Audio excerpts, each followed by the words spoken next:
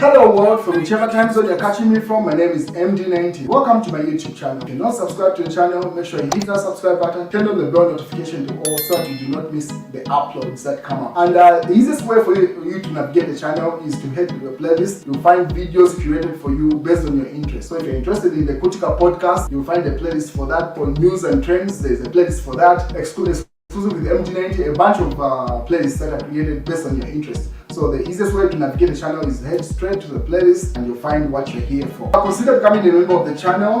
Right next to the subscribe button is the join button. You click on the join button so that you can become a member of the channel. You support the team on the production and a number of things that we're doing here, and we appreciate that. Well, the case of the late President Edgar Chagwa Lungu's body still continues in South Africa.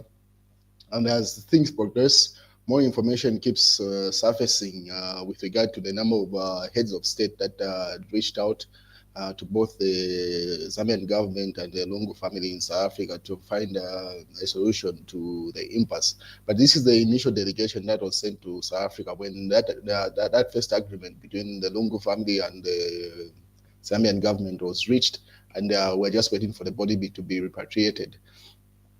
And the person that was leading this delegation is former Republican Vice President Enoch Kavindere, the man that you see right standing next to Mulamba Himbe and Patrick, Secretary to the Cabinet there. So he reviewed some information just a couple of hours ago with regard to some of the people that were involved in the negotiations and some of the conditions that were given. So this is what has been reviewed by Enoch Kavindere. So he says, some regional presidents, meaning presidents from SADC, some regional presidents want Lungu family cases dropped in exchange for body Kavindere. So he says former Vice President Enoch Kavindere has revealed that some regional presidents suggested the Zambian government drop cases against former President Edgar Lungu's family in exchange for repatriation of his remains. And Kavindere says the Zambian delegation achieved its mission in South Africa, but was left in the dark as to why the body could not be repatriated. And it's from that engagement that he revealed to say there were some regional presidents that had negotiated to have the cases against, as you may be aware, former First Lady Esther Lungu, Tesila Lungu, Daliso Lungu, and Chieso. Those are children, the First Lady and then the children to the late president. They've got a number of cases in court. So he has not revealed which president reviewed that information, but so far we are aware of some presidents that had engaged government, but as to who particularly requested that the cases be dropped, Kavindere has not reviewed that information. He just said some regional presidents, so he just left it open to say that was up for negotiation.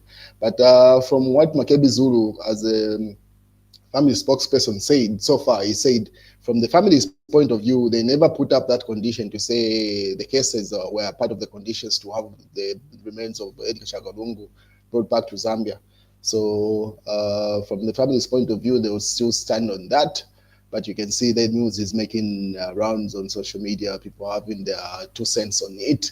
And you can see there, don't back down, FDD edges former President Lungu's family, credit to the mass newspaper. So some people are saying the family should not break, they should stand their ground. And obviously, the conversation with regard to Professor Lungu Nkandlu, as you may be aware, she was the running mate to Edgar Chagwa Lungu in the 2021 general elections.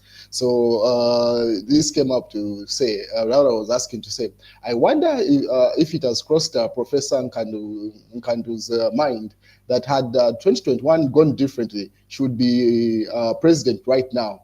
So she's asking to say, Laura is just wondering to say, is as Professor Nkandlu thought of it to say, let's say Edgar Chagwa Lungu had won the 2021 elections and this situation plays out, let's say he dies as a sitting head of state. Is she aware that she would be current sitting Republican president? To which George Mutonga responds to that thought and he says, I would be of a thought that had he won, he would have received proper medical care faster and accurately. So I do not think he would have passed away. So that argument continues to say Edgar Chagwa received the medical attention that he needed on time, probably he'll still be alive. Obviously, different side of the story play out. And then Kasamba Stera there, Mudenda responds to say, when the time is ripe, the buck stops, life is no more. That is exactly what happened. No more, no stressing the country over the health of a person. Whether he was president or not, the fact that if it was time for him to die, he would have died anyway.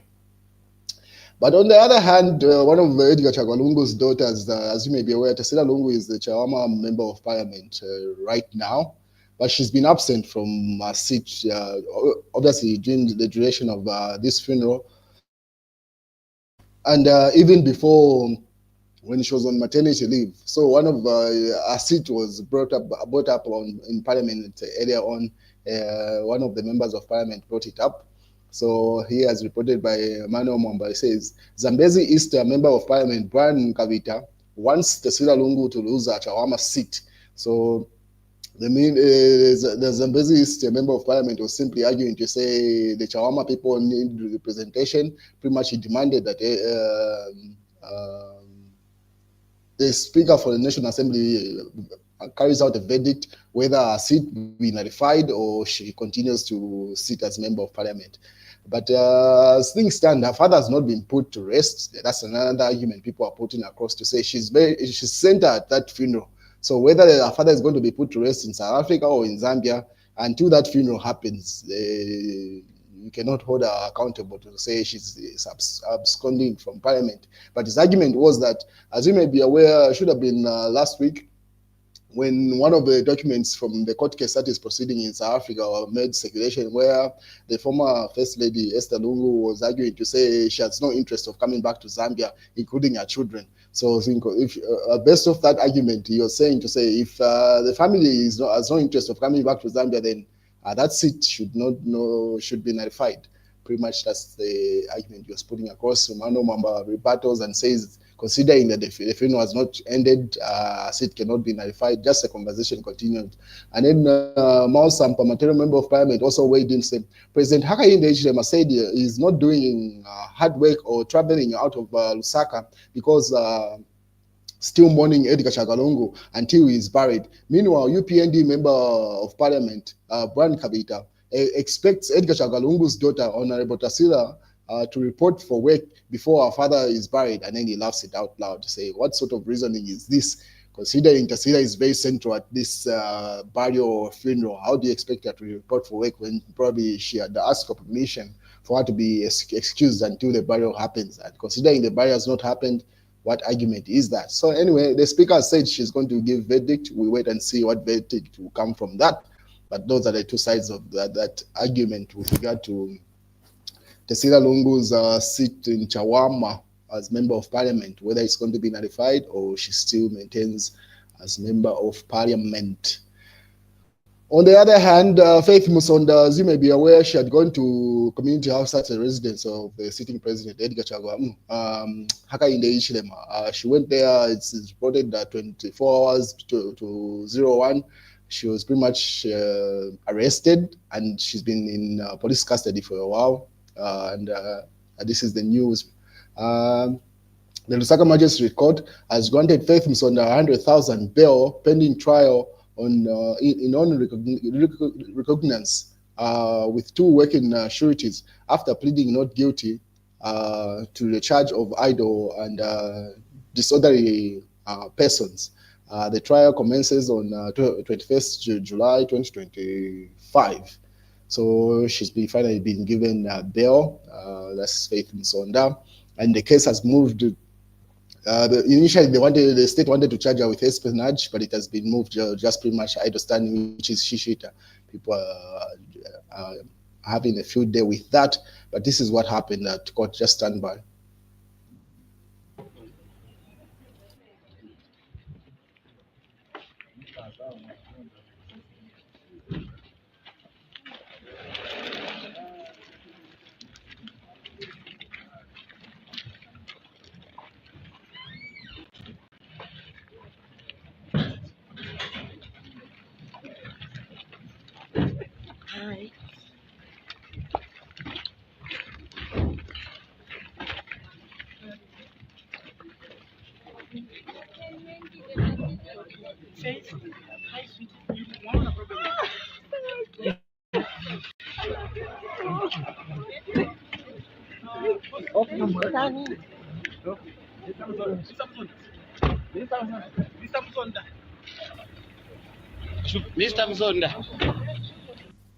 So that's what happened at court area on Faith Msonda has been given in bail with 100,000 kwacha.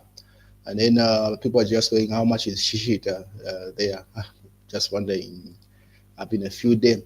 On the other hand, Nkana Member of Parliament, Binwa Mpundu, has been charged with some cases. So it was earlier on reported, according to him, he posted there where he posted with his niece, and then she was asking me to say, at uncle, do I also have a chimutwe?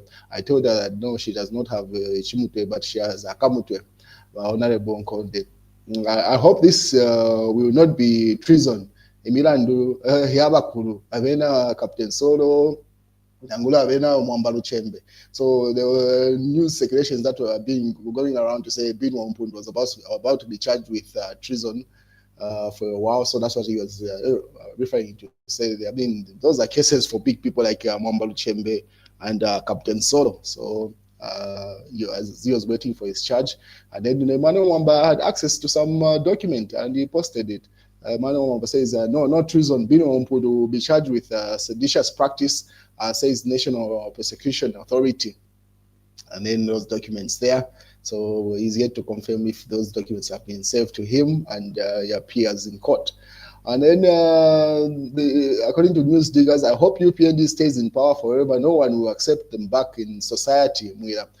So former Patriotic Front Secretary General Davis Mwira says he prays that the United Party for National Development, UPND, continues to in power because no one is willing to accept them back in society with the way they are treating Zambians. Responding to Chief Government Spokesperson Cornelius Mota's statement that President Hichilema had delivered Zambians pretty much was like the Moses of our time, according to that statement. So Davis Mwira's statement there you can see, and then UPND, a bad student of history, Hari Kalaba there, and then what else is here? We will hold a convention after Lungu's burial. So according to the Patriotic Front, Patriotic Front Deputy Secretary General Brenda Nyirenda says the party will hold its convention immediately after the burial of former President Edgar Chagwa Lungu, responding to remarks by former Patriotic Front Central Committee member Charles Kakoma, who recently said the opposition will remain fragmented until 2026. Nyirenda said, wait, the PF will go to a convention. Let's wait and see how that plays out. ECZ ban PF regalia as illegal. So the decision by the Electoral Commission of Zambia to ban the use of Patriotic Front regalia in full parliamentary by-elections campaign is illegal and unconstitutional. Christian Churches Monitoring Group has said, and then Given Winder said that he's going to wear the PF regalia regardless. That cannot be the argument for ECZ. What else is in the news here? Brian Muchima. As you may be aware, there are some scandals that are happening at Ministry of Health, and then it's been reported. So Minister of Health, Elijah Muchima, has cautioned media houses against publishing findings from the ZAMSA forensic audit before investigations are done, stating that doing so could preempt investigations and allow clever thieves to destroy evidence. Earlier this week, the news diggers reported that a forensic audit into suspected drug privilege conducted revealed a certain amount of drugs that were, in fact, that were bought without negotiation there. So that's what he was responding to. Obviously, State House responded to say whoever is involved is going to pay for that. Drug supply saga continues. Tomorrow, Edition ZAMSA employee board members who own pharmacies couldn't declare interest. So that's another side of the story. While bishops of the Catholic Church are convening to plan for the nation, that's pretty much from all dioceses around the country there. So those are images coming from Kapingira Guest House in Kablonga, where they are meeting from. This is what was being referred to. The ZAMSA awarded a 16 million contract to an unregistered supplier audit reviews. So that's what the minister was saying, don't review such information until investigation concluded. To which people are just saying, no, just publish the information. That can't be the grounds for not informing the general public. Those are images from the meeting of the Catholic bishops.